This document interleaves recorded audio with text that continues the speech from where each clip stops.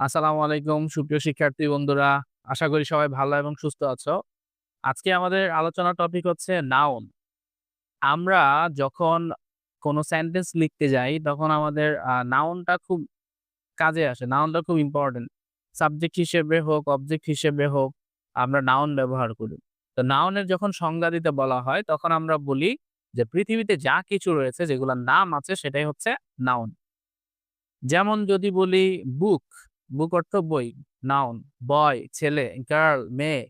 এইগুলো আমরা খুব ইজিলি বুঝতে পারি। যেহেতু এটা একটা নাম বুঝা যাচ্ছে। এটার সাথে আমরা used to হয়ে গেছি আরকি এই ধরনের শব্দগুলার সাথে। কিন্তু আ যদি বলা হয় honesty সততা, তাহলে আমাদের মধ্যে একটা কনফিউশন চলে আসে যে আসলে এটা কি নাউন নাকি? এটা কিভাবে হয়েছে? তো আজকে আমরা কিছু সাফিক্স শিখব, যেই সাফিক্স গুলো রুট ওয়ার্ড এর সাথে যুক্ত করার ফলে ওই শব্দটাকে আমরা নাউনে কনভার্ট করতে পারি। যেমন অনেস্ট, অনেস্ট শব্দটা হচ্ছে একটা অ্যাডজেক্টিভ। কিন্তু এটার সাথে যখন আমরা টি-ওয়াই যুক্ত করব, দ্যাট মিনস যখন এটাকে আমরা অনেস্টি বানাবো, সেটা একটা নাউনে কনভার্ট হয়ে যাচ্ছে। তো এই ধরনের কি সাফিক্স আমরা ইউজ করতে পারি? চলো আমরা একটু শিখে নেই।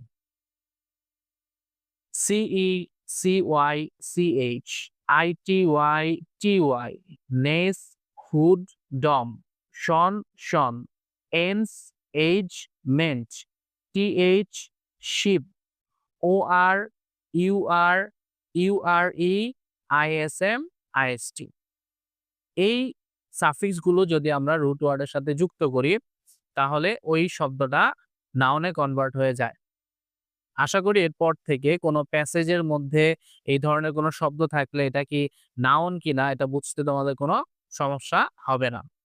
পরবর্তী ভিডিওগুলোতে আবার আমরা ভার্ব, অ্যাডভার্ব, অ্যাডজেক্টিভ এগুলো নিয়ে আলোচনা করব। সেই পর্যন্ত সবাই ভালো এবং সুস্থ থাকো।